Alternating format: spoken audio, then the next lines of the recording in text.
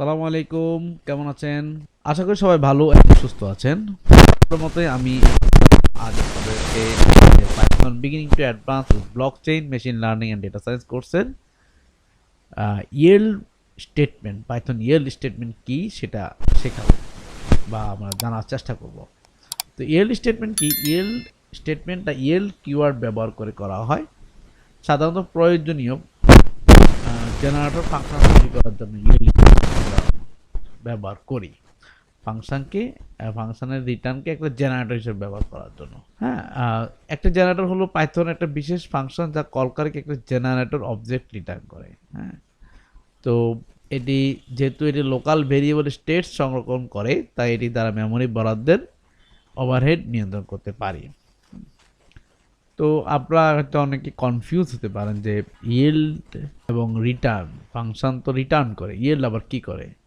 Return তো একটা final value return করে, আর ইয়েল্ড হচ্ছে জেনারেটর রূপান্তর করে। আর ইয়েল্ড রিটার্নটা হচ্ছে প্রোগ্রামে স্টপ করে দেয়। আর ইয়েল্ড হচ্ছে এটা জেনারেটর যেহেতু কন্টিনিউয়াস চলে, ফাইনাল রেজাল্টটাকে রিটার্ন করে, রিটার্ন দিয়ে। আর ইয়েল্ড ফাইনাল কিছু না, এটা জেনারেটর হিসাবেই ভ্যালু রিটার্ন করে। লোকাল ভেরিয়েবলগুলোকে ডিস্ট্রয় না করে একটি ফাংশনের কার্য সম্পাদন করার জন্য এটা ইয়েলটা বসে রিটার্নের পরিবর্তে। রিটার্ন যেটা করে সেটা হচ্ছে ফাইনাল কোড এক্সিকিউশন করে ফেলে, এক্সিট করে দেয় কোডটা। হ্যাঁ, আর ইয়েল দিয়ে আমরা একটা ইন্টারমিডিয়েট রেজাল্ট রিটার্ন করতে পারি বা নিতে পারি। আর রিটার্ন করা হয় যখন ফাইনাল কোনো আউটপুট আমরা ফাংশন থেকে পেতে চাই। সাধারণত রিটার্নটা সবার শেষে লিখি ফাংশনের মধ্যে, আর ইয়েলটা হচ্ছে ইয়েল্ডের পরে আমি চাইলে কোড লিখতে পারি। এবং এই ইয়েল্ড একটা ফাংশন একাধিকবার থাকতে পারে, আর রিটার্নটা সাধারণত একবারই থাকে। তবে ইফ এলস ইফ এলিফ এগুলো ব্যবহার করে আমরা একাধিক ব্যবহার করি, কিন্তু আসলে সে এটা একবার এক্সিকিউট হয়। আর ইয়েল্ড স্টেটমেন্ট ফাংশন শেষ স্টেট থেকে এক্সিকিউট করা হয়, যেখান থেকে ফাংশনটি পজ করা হয়। আর রিটার্ন স্টেটমেন্টটা প্রতিটি ফাংশন কল শুরু থেকে ফাংশন চালায়। এটা ছিল আমাদের ডিফারেন্স ইয়েল্ড এবং রিটার্ন। চলুন আমরা কিছু উদাহরণ দিয়ে, থিওরিটিক্যাল কথাবার্তা না বলেই উদাহরণ দিয়ে বোঝার চেষ্টা করি। সে আমি বললাম yield Python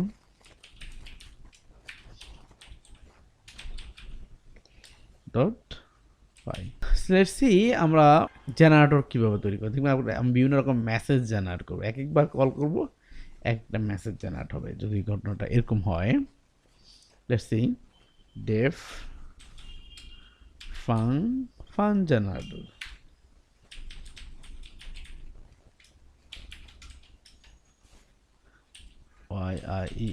yield hello world।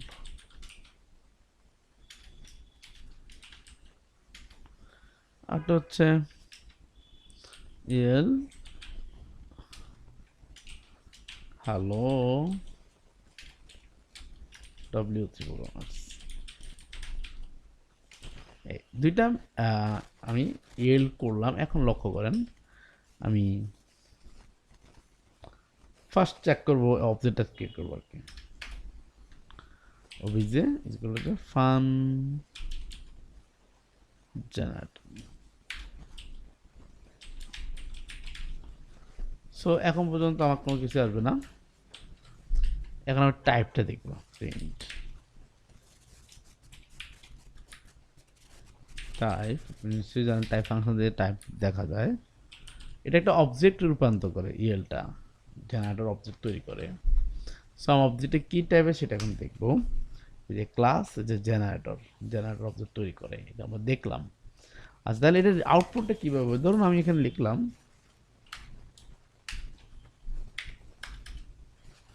Print next first. তাহলে আমাকে কি বলবে? জেনারেটর ফার্স্ট জেনারেট করছে হ্যালো। ও নেক্সট বানান স্পেলিং ভুল হয়েছে আমাদের। Next hello right. আমি আরেকটা দিব, print next OBJ hello programmers. তো এভাবে আমাদের আরও ইয়েল থাকতো, যতবার লিঙ্ক দিব প্রত্যেকবার একটা একটা করে এই মেসেজ আমার যেগুলো আছে সেগুলোকে প্রিন্ট করতে পারবো। ধরুন আমি একটা নির্দিষ্ট সংখ্যক বা অসীম সিকোয়েন্স তৈরি করব, সেটা কীভাবে? লেটস সি, আমি এর একটা কোড লিখলাম, এটাকে আটা কোড লিখি, হ্যাঁ।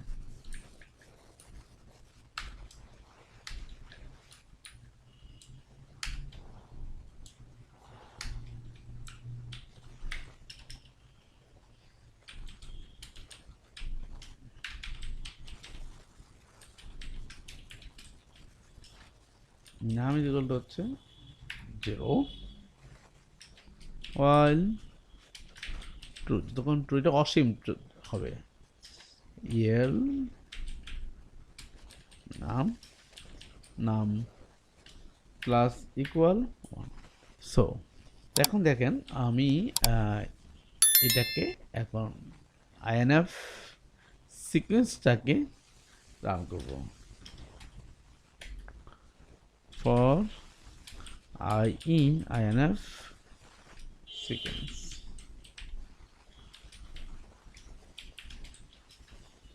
প্রিন্ট আই, এবং আমি একটা ইন হোয়াইট স্পেস দিয়ে সুন্দরের জন্য ইংরেজি করব।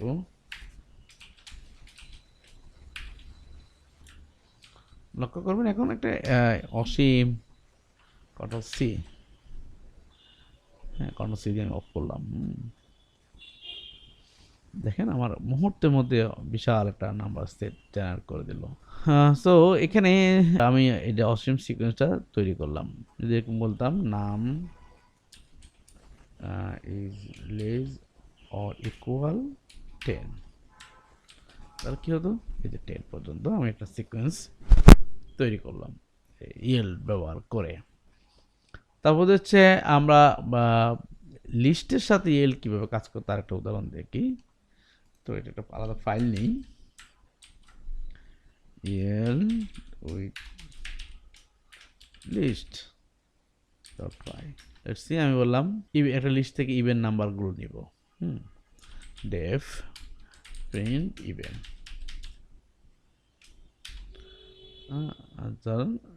গেট জাস্ট লিস্ট ভ্যারিয়েবল নিলাম। তো for I in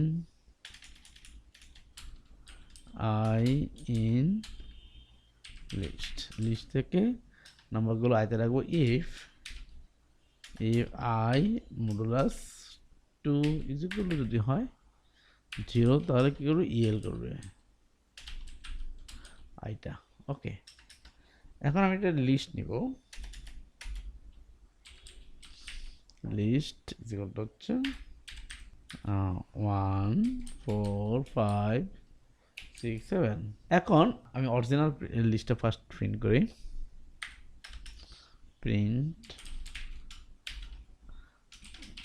the original list is plus str list।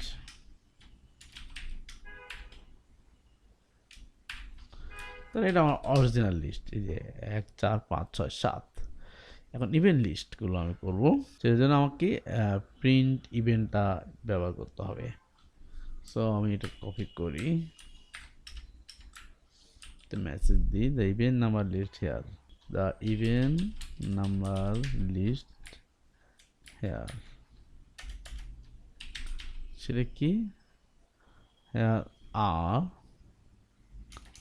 বা আর লিস্ট আর, এটা শেষ করলাম, এখানে একটা ইন্ডিয়া দিই,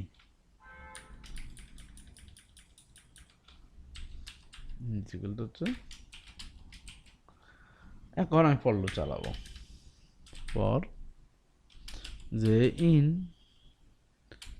print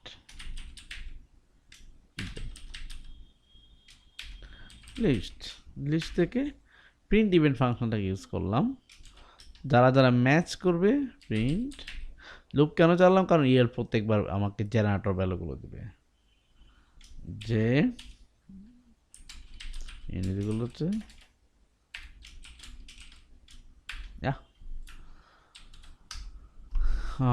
invalid syntax, you forget comma. Yes, of course. So এখানে একটা কমা দিতে হয়।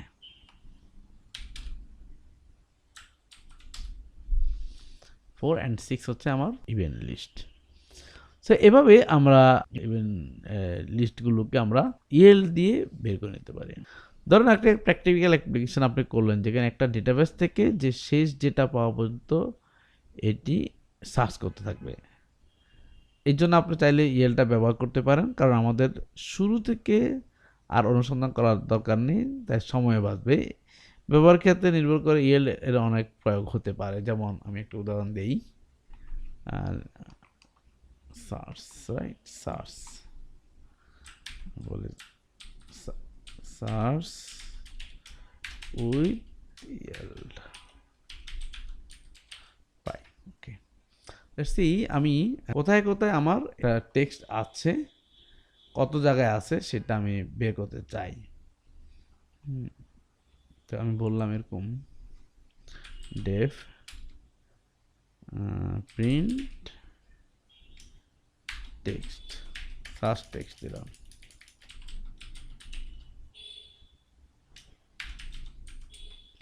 বা সার্চ ওয়ার্ড। আমি একটা স্ট্রিং নিলাম, সেখান থেকে ওয়ার্ডগুলো সার্চ করব, রাইট। এরপর হচ্ছে আমি বললাম for I in, oh sorry, search word, হ্যাঁ ঠিক আছে, আই ইন স্ট্রিং। তারপর যে ইফ, এখানে আই না স্টে দিলে ভালো হয়, if str is equal to যদি হয়, let's see, আমি খুঁজেছি হচ্ছে প্রোগ্রামার্স।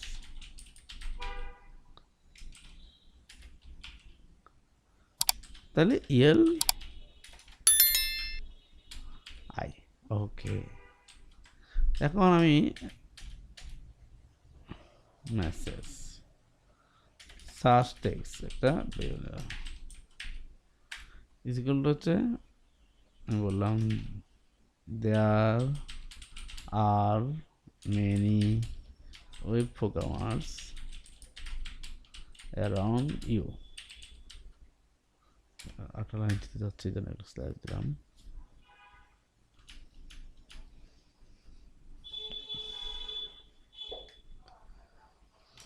Web programmers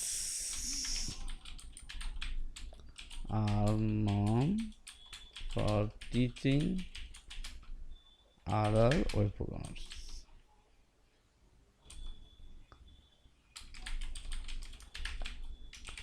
এটা আমি লিখলাম, রাইট।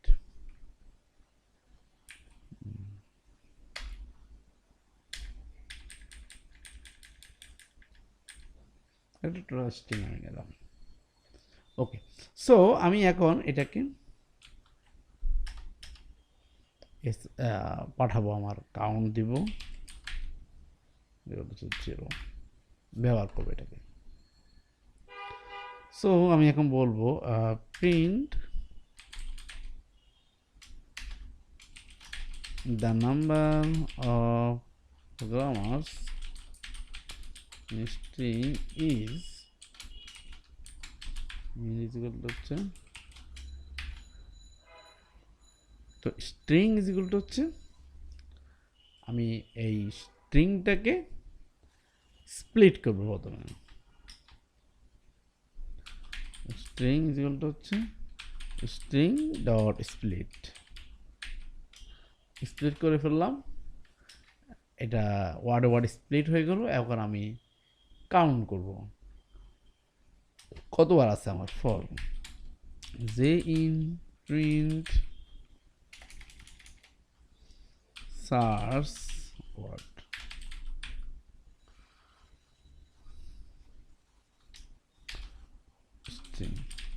চেঞ্জ করলাম, কাউন্ট করলাম, কাউন্ট প্লাস 1। এখন আমি বললাম প্রিন্ট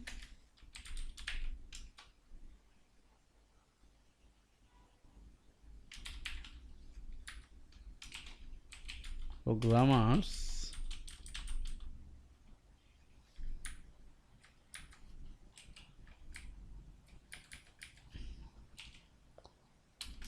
words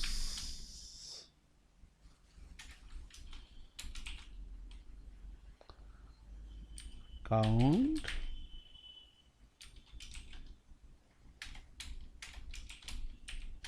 times. Okay, লিখে দিলাম। That's it. String is not defined. Name string আমরা কি করলাম, count, আচ্ছা search text এটাকে আমি স্ট্রিং করব, ভুল করছি একটু, search text, yeah. Name I is not defined. In string is কি, the number of programming in string is, so আমার এটা দরকার ছিল না, জাস্ট কাউন্ট দিব।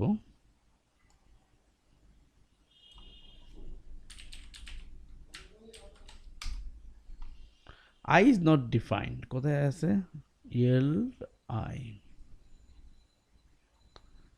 এটা str is equal to, আমি string দিব, str, sorry. The number of programmers in string is 3. হ্যাঁ, এটা 3 টাইমস আছে। সো এইভাবে আমরা এলকে দিয়ে আমরা কতবার আছে একটা ওয়ার্ড সেটা আমরা বের করতে পারি। ঠিক আছে, আমরা আগে দেখলাম যে এল ব্যবহার করে কন্টিনিউয়াস সার্চ, বারবার একটা জেনারেটর তৈরি করা, বারবার ভ্যালু নেওয়া, এই কাজগুলো আমরা এল ব্যবহার করতে পারি। তো এখানে আমাদের আজকে এল এই পর্যন্তই। তো বন্ধুরা, এই কোর্সের পরবর্তী ভিডিওগুলো পেতে চোখ রাখুন আমাদের W3 প্রোগ্রামার্স ফেসবুক পেজ অথবা গ্রুপে, অথবা আমাদের YouTube channel W3 programmer live চ্যানেলটি সাবস্ক্রাইব করতে পারেন। সবাই ভালো থাকবেন এবং সুস্থ থাকবেন। অচিরেই আমি আবার আসছি এই কোর্সের পরবর্তী ভিডিও নিয়ে। সবাইকে ধন্যবাদ।